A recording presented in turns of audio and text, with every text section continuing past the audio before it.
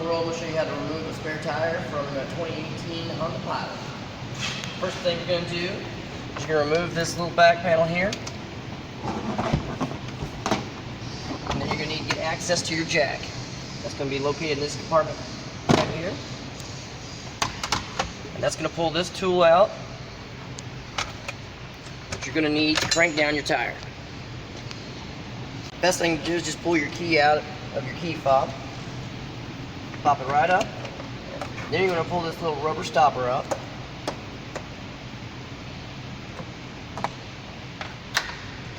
Take your tire tool. You're going to put your tire tool right around that. Take your other tire tool, and you're going to use this to crank it down. Start cranking.